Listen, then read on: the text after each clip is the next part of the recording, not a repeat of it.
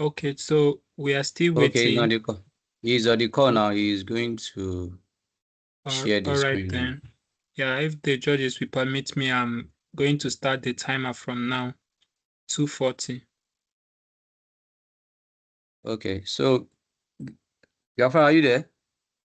Thank I'm you. trying to share my screen. I'm trying to share my screen. Okay. Sorry. Okay. Okay. I see my screen.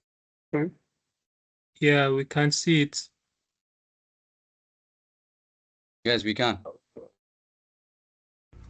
Okay.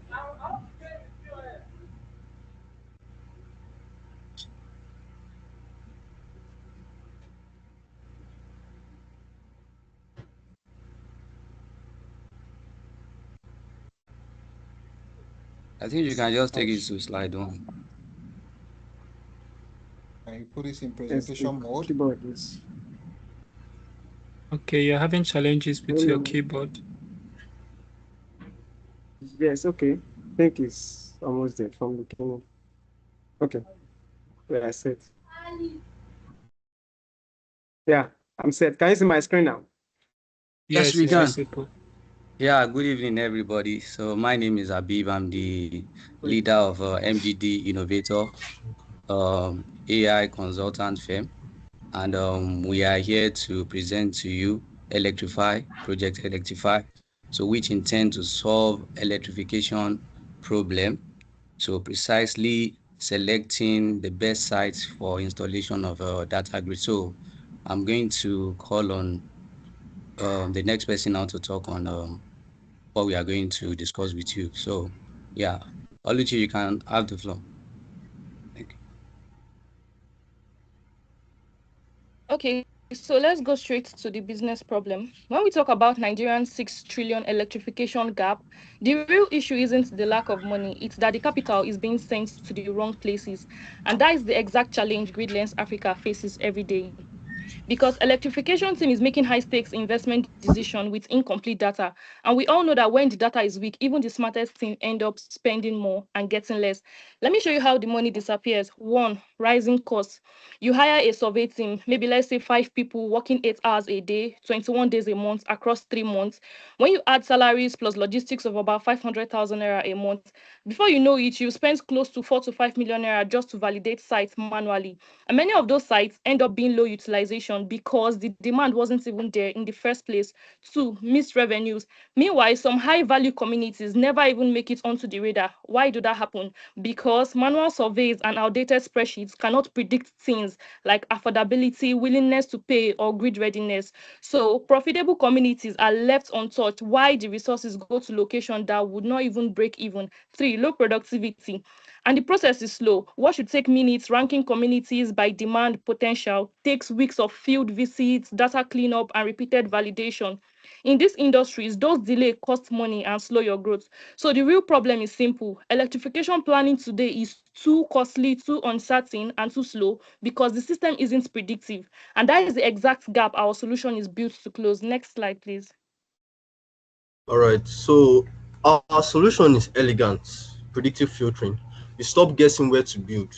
Instead, we leverage free open source satellite data to spot the two strongest indicators for profitability.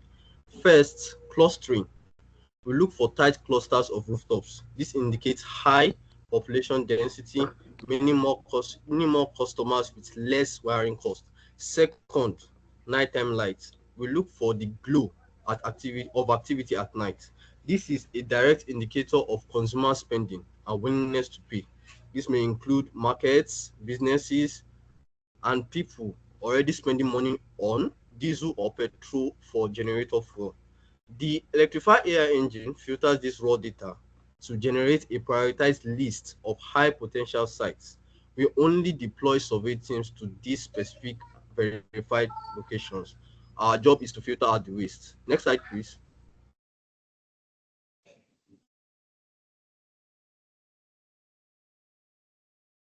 Why is our AI approach Okay, can you go back? That should be the fourth slide. Why our AI approach guarantees superior results to the traditional survey your company has been carrying out before now. First of all, what our approach brings is it finds hidden patterns. Now, machine learning identifies complex nonlinear factors like density, that is the population with respect to the size of the community, and also economic activities in the community, and then predict success better than humans can actually do. Our model is also scalable and it is efficient. It evaluates thousands of communities per minute remotely, saving time and eliminating wasted trips, which can actually boost productivity. Imagine sending a survey team of 10 persons to actually go and survey 2 communities. That would take a long time, we invest money and a lot of resources will go, but our model can do this remotely in minutes. Thirdly, our model is very objective and data-driven. It removes any form of human bias, inconsistency, delivering reliable data-driven criteria for every village assessment. Instead of sending survey teams that could just go to a community and select it because probably they have an attachment to that community, our own is very, very neutral and delivers efficient results. Next slide, please.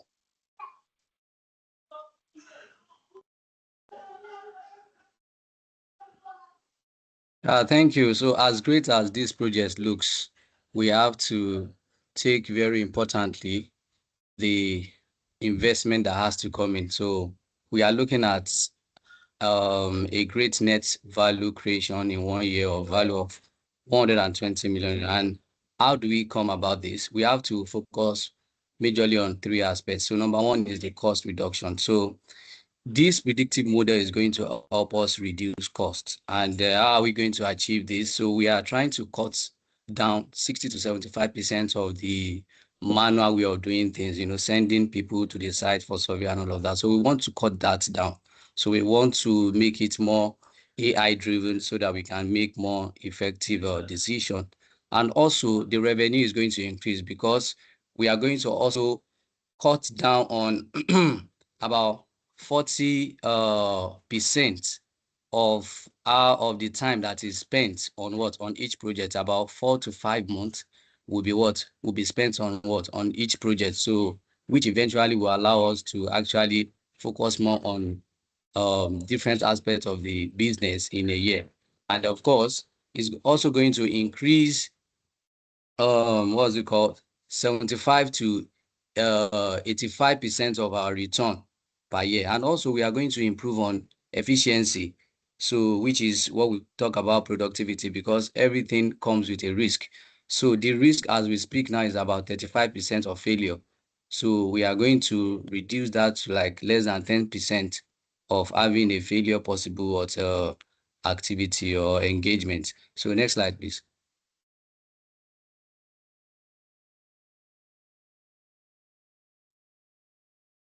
Next slide.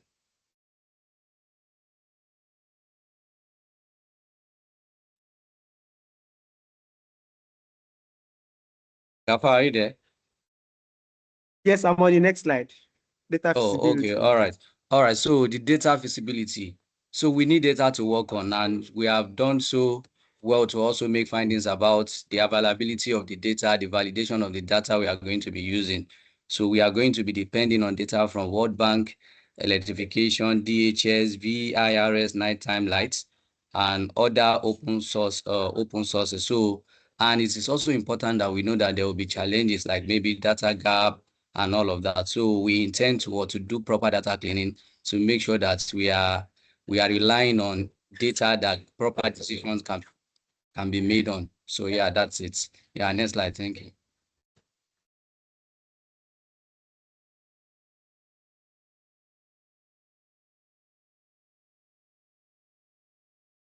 Okay.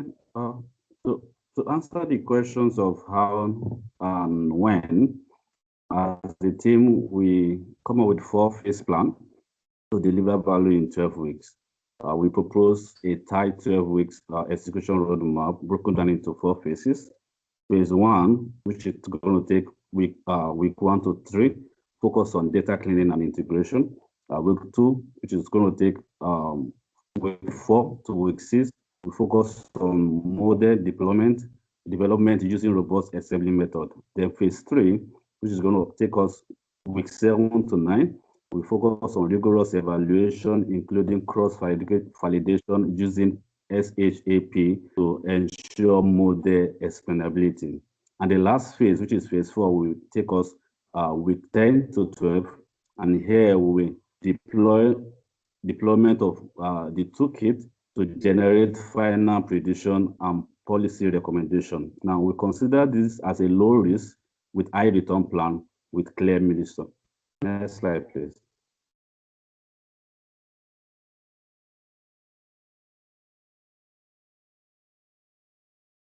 So in addressing the key risk associated with these projects, we have anticipated the complex risk, and we have highlighted ways to mitigate 4 of such risk. One is fragmented data. We plan to mitigate against this by dedicating 4 weeks to Nigerian-specific cleaning and using spatial imputations to fill gaps. We are on the issue of black box. We also plan to address this by using sharp analysis. Black box is when an AI model makes a choice we don't really understand. So we plan to use the sharp analysis using values assigning values to each input feature, showing its impact on model decision, and exploiting why a prediction was made in human understandable terms. Third, regional underperformance. So we plan to use specific validation techniques like leave one region out to ensure the model reforms even in data sparse areas. Low adoption, we prevent this by building the final dashboard alongside stakeholders like REAs and DISCOs, analyzing using the outputs immediately useful to field teams. These strategies will minimize technical and political risk. Next slide. You have 4 minutes remaining. Yes, next slide, please. To deliver this 120 million in value, we require 3 things. Number 1 is the core team. It's a small cross-sectional team that includes the data scientist, the data engineer, and a business analyst. Another thing we will require is the technology and the budget. We request a one-time budget of 10 million naira to cover cloud computer credits. This will be used for training our models and also getting access for external API that we'll be using. The third thing is we need a secure read-only access to your internal geospatial database to finalize data harmonization. We believe this is a minimal investment for a massive potential return. Next slide, please.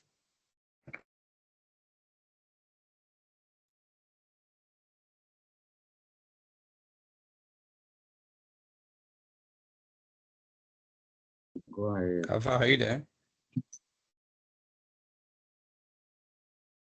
Yes, next slide. I'm there.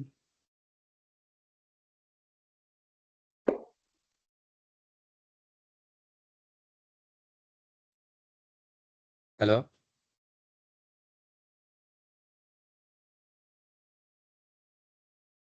All right. So, in summary, Electrify is not an expense. It is a strategic investment that will transform your site selection process. We are asking you to approve an investment of 10 million naira that guarantees a 120 million naira in net annual value. Our ask is simple: approve the pilot funding and grant us access to the internal data immediately to initiate phase 1. Our next step, we request a 60-minute kickoff meeting with the data engineering and finance teams before Friday, December the 12th, to finalize the statement of work. We transform site selection from a costly gamble into a strategic, profitable investment. Thank you. We are now ready for your questions.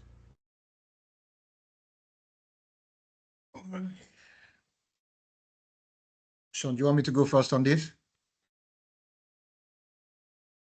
Yes, please. Okay, guys, thank you so very much. Team what again? Let me look so I get your name probably perfectly. Team Data MGD Innovators. MDG Innovators. Okay. Good MGD. job. Okay, MGD Innovators. Good job. Thank you so very much for your presentations. Thank you for all that you have done, but I struggle with a whole lot of things. I'm going to give you honest feedback here. And I just want you to take this as an honest feedback from me. First things first, I struggle from day one, from your opening speech to actually, I wrote it down here, so that to actually ascertain what problem you're solving. Are you solving the problem of picking sites to put data grids? Are you looking at where to put a disco or where to put a generating plant? What is the problem Electrify is solving? I struggle to actually pinpoint that. I could see where you say, oh, it is a tool that will close the electrification gap faster. Electrification gap, are we talking about people using electricity, or are we talking about generating or distribution of electricity? There are too many faces in this electrification business. So you need to identify what problem you're solving. So I struggle with that. And there is a lot of focus on green energy now.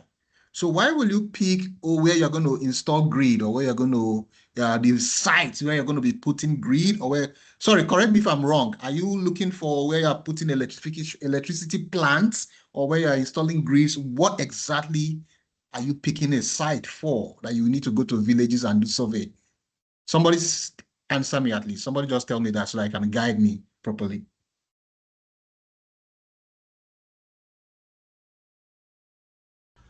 So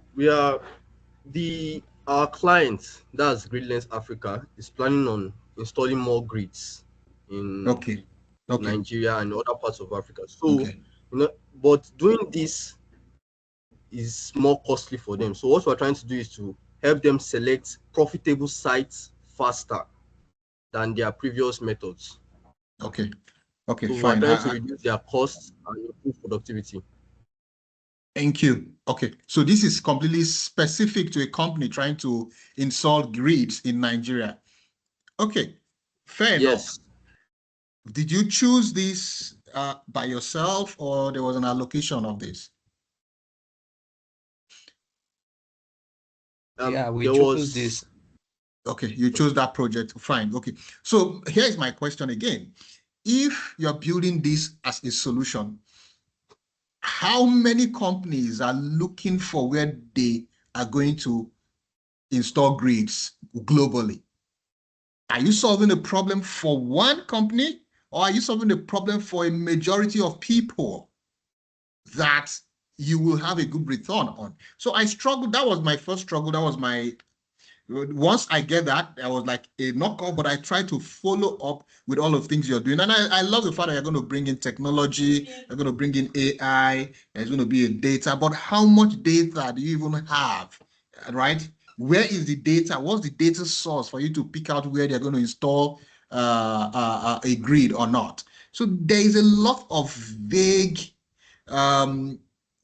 probably assumptions in here. There's a lot of open spaces. There's a lot of holes around all of the things you're doing. And second of all, you could have just picked one or two persons to do this presentation and your flow will be better. So this is a feedback. Maybe when next you're presenting, pick one or two persons to do your presentation, and then you have a better flow. And if you're solving a problem, I think I will recommend, if you're going to solve a problem, look for a problem that you are going to be able to repeat. There will be repetition, not for just one company that is having a problem, and then you're solving a one company problem. You're not going to make 120 million off of a single company. If it's a problem of electrifying Nigerians, and then you're talking about green energy, you're talking about solar systems, stuff like that, yeah, there is a market for it. But what you're doing, I don't see the market. That's why I asked, who is your market? Who is your target market? And it's a single company. So I don't see much of why you're doing this, and I don't see how this is going to solve a problem for 200 million Nigerians, let alone solving a problem for 8 billion people in the world. That's my honest feedback. But good job, good job, at least good job on putting it together and putting effort on this. But I think you should actually think more about solving problem for people than solving problem for a single company. You could have picked something better to present. I think that's it for me. Sean, your feedback or questions if you do have. Thank you, Ben. I'm so somewhat similar. And since we're on this slide, I'll start at the end and work backwards a little bit. I like that you had a call to action. That's fantastic. And I hadn't seen anybody else do the immediate next step is to get this particular meeting by this particular day with this group. That's fantastic. Great doing that. Starting at the very beginning, what I heard was the problem statement is decisions are made with incomplete data. I think I heard that in the elevator pitch slide. That it's done on manual spreadsheets, and so this is a better way to do it. People are always looking for change, for improvement and transformation, sort of in that order. So the question I had in my mind for the first couple of slides was, yes, you can solve this with AI, and people love to point AI at problems. Does it need AI? For this particular business outcome that you're trying to address, is it a problem that can only be solved by AI? Does it require AI? It's a question I always try to ask myself. And I'm glad you're looking at developing, I have to say, I'm glad you're looking at developing AI models rather than just leveraging LLMs. That's kudos to that. I'm glad that you're looking for finding hidden patterns. But again, I wanted to ask that question, like, can this only be done through AI? Because you're taking the, good data, good satellite data, and then applying it in a way that may not have been applied before to address the issue of slow planning and manual work. And so you're replacing manual work is how I understood it. But then that question I had is, do you actually need AI to do that? Is it so complex? Are the models so, do they have so many parameters, and do you have good labeled data or not? Do you need to use, in my mind, I was thinking, do you need to use supervised learning or reinforcement learning or unsupervised or a combination of all three to get through this? So that's where I saw it. On the roadmap slide, I'm looking at my notes. I think that you have realistic expectations. 12 weeks, perfectly reasonable, right? All of the things that you showed on that slide made a lot of sense. The risk and mitigation slide, I've seen similar sort of discussions in lots of other places. My feedback to you is on the feedback sprints is involve somebody who has product management skills and capabilities and experience to help guide that through, to make sure that you are first focusing on value and then validating the idea and then validating the solution before going on to production. I think of a lot of the presentations we've seen today, look at the whole picture from the very beginning to the very end, but there's a clear delineation between what you can do early on, given what you don't know and what you do know, before you can really talk about what the end state will look like and what that will look like. The ask was a little bit high in my view for getting from there to here, or from here to there. Does that help? So I'm trying to give feedback that on how to improve what you're doing in a way that'll get you to where you want to be. Very helpful, sir. Do you have any questions for me based on what I said? Oh yeah, exactly. Do you guys have questions for us? Yeah, thank you. So, thank you, sir. We really appreciate your contribution. And so on the area of where you said, are we solving a general problem or not? So I stated at the beginning that we are like AI consultant firm. So these Okay. people came to us that they have this problem. So they feel like they have been wasting so much money. There could be others. So what we do is that we provide AI solutions. So among the kind of solution that we do provide is this one. So it's not just a type of solution that we provide as a firm only. We can also provide other solutions. But for this particular firm, this is their challenge. So this is what they are facing as a company. So we came in, we look at their data, and then we see that, okay, fine, this is what we can do. This is how we can cut down on your costs and then optimize your processes. So that's what we are trying to do here. So Well, It makes sense. Makes Yeah, sense. yeah. Now Right, it's when you clear. think- Maybe because we are interacting now, we can. Sorry, Sean, go. Hey, I was going to say, when you ask those questions, when the customer comes to you and says, "Hey, can you help me fix this problem?" Right, the immediate thing I think of is, what is the impact if it is fixed? What is the impact if it's not fixed? right? And then how do you bridge the two so that you allocate value to what it is they're asking you to fix? Because in some cases, if it's just an idea, then it carries less value than if they have a concrete cost, for example. By not doing this by a certain time frame, then you can sort of frame what it would look like to provide a solution in a certain amount of time, what impact that would have on them, right? So I always say, look for business outcomes, figure out what the impact is of achieving and not achieving those key desired business outcomes, and then figure out what the metrics are to those outcomes, and then figure out who the sponsorship is. And I think you have some elements of that here. I just always like to have those clearly stated so that you know what you're working with. Yeah, thank you very much, Mr. Sean. So we really appreciate your contribution once again. So another thing we also want to mention is why we have decided to use AI is because we look at the volume of data they have to deal with, because these people, they send people physically to the site they send people to the site to go and survey. So it's more or less like a probability, a kind of guesswork they are doing before.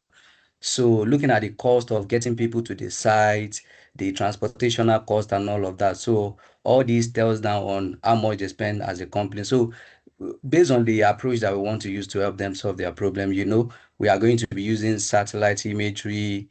We have economic indicators, population density data that we are going to be using. So all of these requires using a kind of machine that can process data in a split of seconds. So that is why we have decided to go in the way of AI, because we believe human cannot really process all of this in a short time. So yeah, so just to cut down on the manual survey that they have been doing as a company. So to cut down on that and give them a better result in a very short time. That's Thank you for fantastic. your time, sir. That would be useful in the presentation, right? Because what I got from the data slide was we have the data we need, which was fantastic, right? I give you high scores for that. It was clear, it was succinct. You have what you need. And so then identifying that they have difficulty because you have to send somebody out in a vehicle to survey terrain, that adds to the complexity of the problem statement, right? That they're doing things manually. So that's very good. Thank you. Yeah, thank you. Thank you, sir. Thanks, team. Appreciate your time. Thank you, sir. All right. Thank you for your Yeah, time. thank All you. right. Thank you, team MGD Innovators. You may leave the room Yeah. now. Thank you so much. All right. Thank you. Yeah. Thank you. Thank you all.